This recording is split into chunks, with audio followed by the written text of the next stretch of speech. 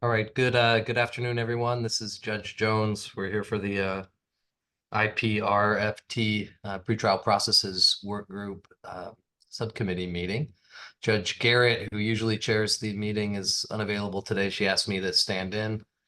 I am in receipt of a agenda, has two items on, or I guess three items on it that are have been on previous agendas.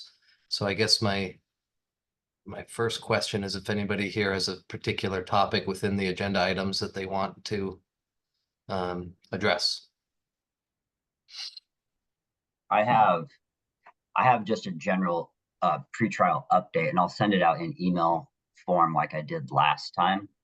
But I think moving forward, I'm going to start kind of generating this template, and that just keeps everybody up to date of what we're doing, what our numbers are, and if we're making progress or if we're not. It kind of just it sheds light on the whole department. If you'd like me to kind of summarize that, I can right now.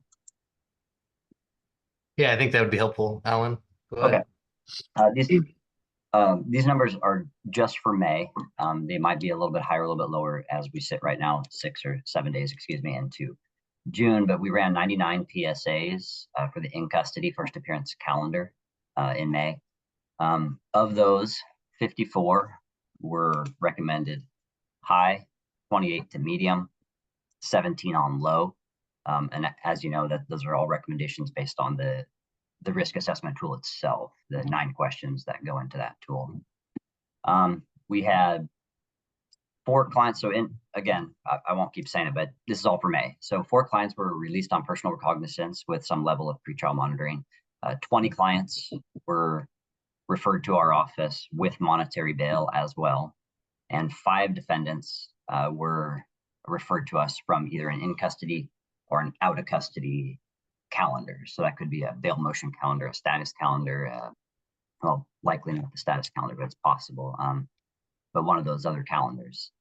We are managing 116 is our caseload right now. 47 are on high, 37 are on medium, 32 are on low, and of those individuals, 33 remain in custody, which I think is pretty consistent to what last month was. At least the remaining in custody is. The other numbers have gone up a little bit.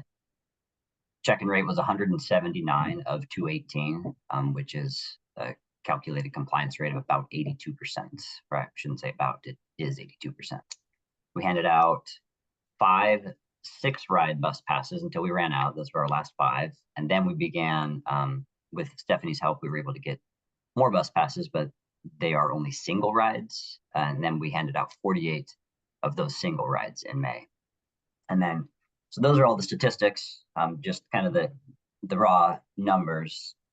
Right now, currently, we're in the process of, and I'm sure Judge Jones can speak much more to this particular issue, but we're in the process of changing how we file violation reports. Our current practice is if somebody is on our caseload and they're allegedly have committed a new crime, or if they're failing to report to our office, we would generate a notice of alleged violation. We'd present said order to a commissioner for a signature and then a decision. They either have the decision to continue with pretrial services with no action, issue a warrant, or set a review hearing. So that process is being adjusted a little bit. And again, Judge Jones can speak more to this, but I think we're going more towards just informing the court of said violation and taking out I guess that second party recommendation or decision.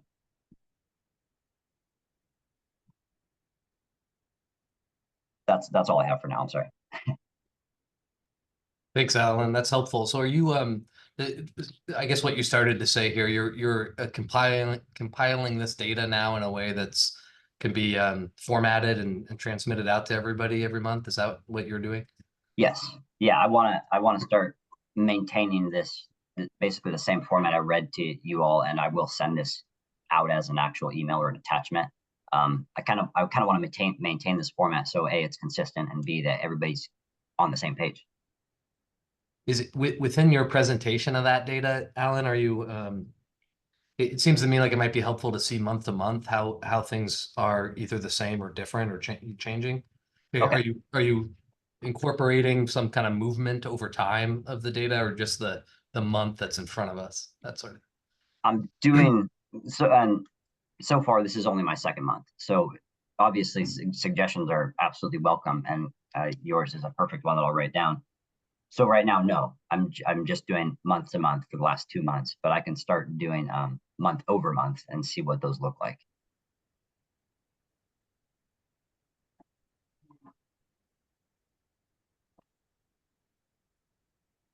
That's great. Thank you. You're welcome. Anybody have any questions for Alan about what pretrial services has been up to?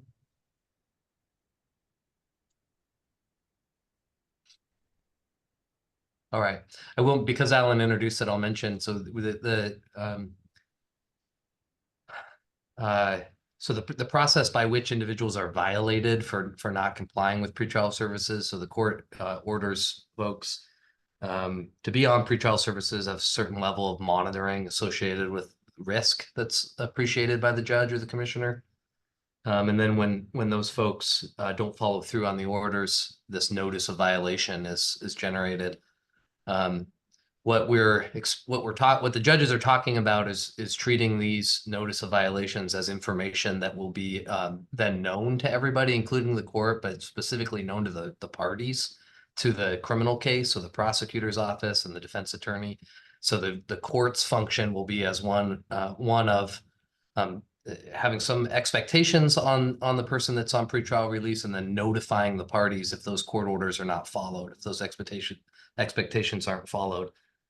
It's the thought then that the courts has the thought that once we notify the parties, if rules aren't being followed, that the parties can then react in a way that they see fit under the court rules, which includes motioning the court for a change in conditions, increased bail, remand to custody, any sort of a warrant to issue, any sort of change in conditions that the parties might think are appropriate based on their review of the case, since they're the litigants to the case, not the court.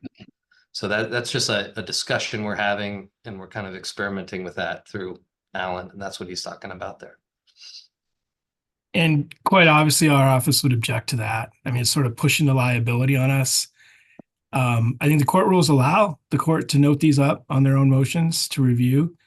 And that's obviously what we prefer, especially since now we're objecting to several people being put on just because they've been very violent. We're getting assault 2 domestics on, we're getting robberies on. Just this last few weeks, we're getting rapes on.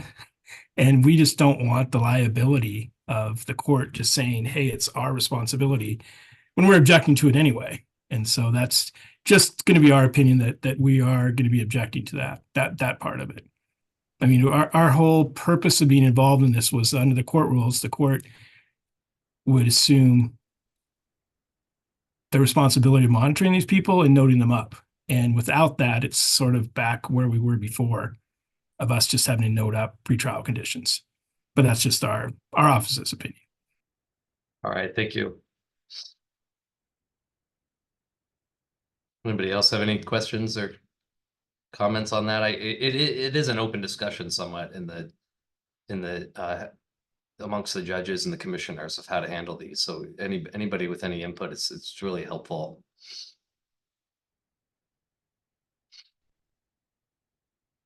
All right.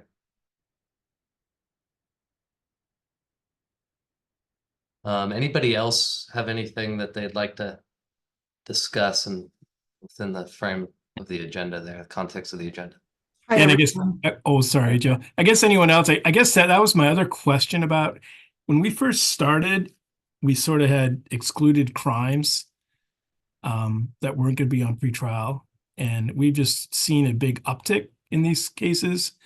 And I just never thought that our pretrial services would be in charge of monitoring people charged with rape, child rape. We have a child rape now on, and some pretty serious robberies. And I mentioned it to the commissioner, and the commissioner's response was, well, I got a referral, meaning that I guess they think when they get screened that that's a referral for that. And did at some point we exclude the requirements of certain crimes not being on there? We just said everyone, regardless of crimes, can be on pretrial services?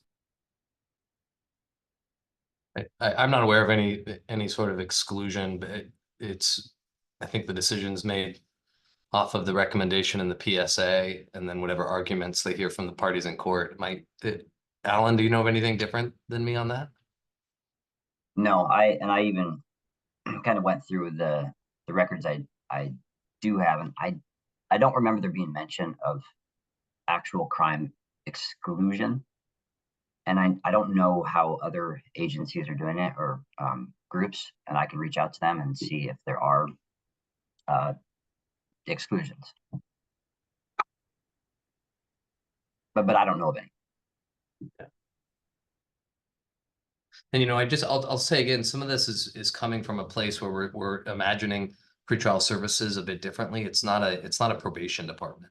It's not meant to monitor in the sense of monitoring some compliance with a certain amount of rules and then enforcing that compliance. It's not meant to do that. It's been proposed as a service, kind of a case management service, essentially, that the court's offering to assist people to get to court and to connect with services in the community that might reduce recidivism. So that's kind of how we're thinking. That's where some of this is coming from, just as a perspective, court's perspective.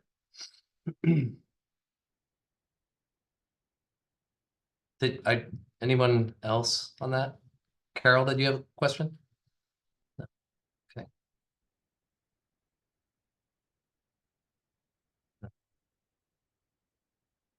All right.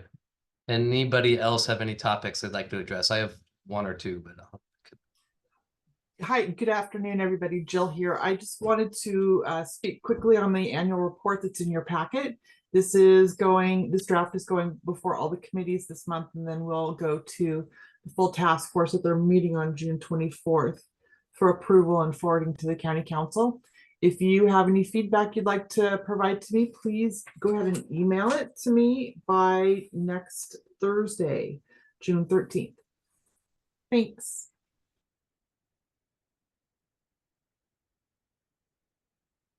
thanks, Jill. All right, I had just had two quick things to mention, and then maybe we can just wrap up. So one thing I wanted to point out, the judges work on the local rules every year, and we just published last week, the 1st of June, we published a series of proposed rules, and some of those are criminal rules that are relevant to pretrial. One in particular is proposing, kind of in a draft form, changing the criminal calendaring system in a pretty dramatic way, the way it's different than how we do it now. The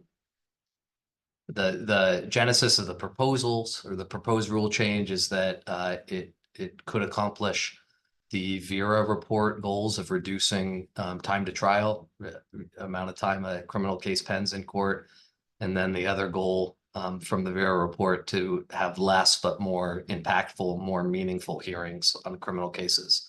So less, more meaningful hearings, and a reduction in time before trial, pretrial time, or plea.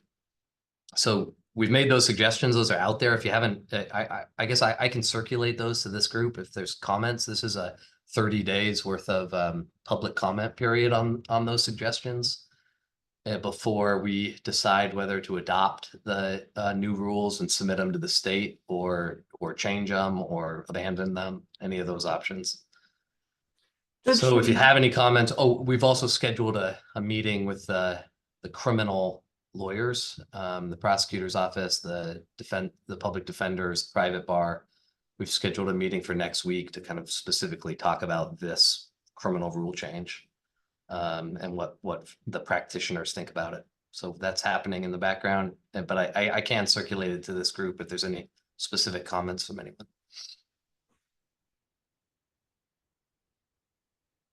I'll just ask right quick, Judge Jones, is that something you'd want forwarded to the full task force as well for their information? Yeah, I think that's a good idea, Jill. So I can send it to you.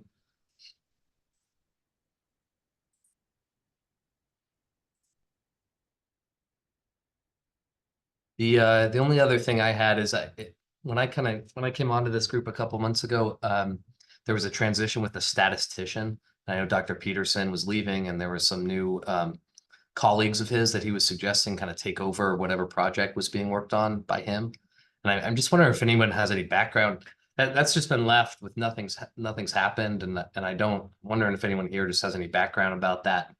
That project, where funds would be coming from for that, and kind of how I might engage with these statisticians, these new folks. He knows anything. Okay. No, I know they weren't charging us. Dr. Peterson wasn't charging us. I think the state does that for free. Sad to hear him go. He was wonderful. Yeah, he was an amazing guy. Yeah. But yeah, everything he did and everything I think his same colleagues was for free. You could just give them a project and they do it. They'd crunch all the numbers for us. Okay. Maybe I'll suggest that. It felt like they were going to want to get paid, but maybe I did. Maybe I was misunderstanding that. But. Yeah, if they were from, I think it's like AOC. Bruce might remember this. I think they were from like the administration of courts, so they worked for the courts, so they just did these projects. Yeah. Yeah, that's my memory also of that. Yeah. Judge Okay. Jones, I think I would be happy to email Dr. Peterson, or you're welcome to email him as well, just to ask him the best way to proceed on that if you'd like. I think that there was an ask through the exec's office for some funding specifically for the statistician. And that I know Tyler was involved in that probably 4 months ago, and that they were looking at where they could get the funding and how that would go. I'm not quite sure exactly where that landed. All right.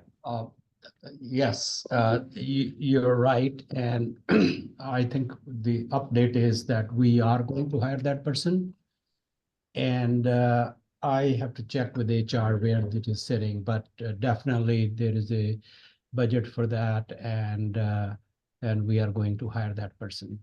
Well, that's great, executives, to do. Thank you. Maybe I'll reach out to you also, or your office, because where I think it's left is I've had several email exchanges with Dr. Peterson that include these colleagues of his that he's intends to transfer the work to, but there were questions about even what contracts for their work, payment for their work, and what the scope of their work needed to be. There were questions, basic questions like that I didn't know the answers to. So maybe I'll hook up with the executive's office. Yeah. Thanks. Okay. And I'll look into that myself, and then I'll let Jill know about it. Great, thank you. Yep. All right, anyone else before we, Bruce, sorry. So I just wanted to say, this is my last meeting since I'm retiring at the end of this month, and it's just been a pleasure working with all of you. And a lot of good work has come out of this group, and I appreciate it, having had the opportunity to get to know many of you and work with you. And I wish you all the best of luck. Thanks, Bruce. Congratulations, Bruce. Enjoy. Thank you. Thanks for your service. We Thank you. totally appreciate that. We're gonna miss you, Bruce. Thank you. All right, anyone else? Okay, thanks for making time for a short meeting today. And I guess, Jill, do we need to talk about the next meeting? I know it's usually the first Friday. Yeah, sure, we can. The next meeting is Friday, July 5th. Do you think we're going to have a quorum? Everyone here, do you plan to attend, or should we? I know I'll be gone that day. Yeah, I'm going to be out also. I would suggest maybe can we move us into August? Yeah, so the following meeting then would be August 2nd. So I'll go ahead and cancel the July meeting and keep the August meeting on the books then. And just to wrap up, for the record, it doesn't look like we have any attendees either in the conference room or remotely. So. All right, great. Thank you, Jill. Thanks everybody for being here.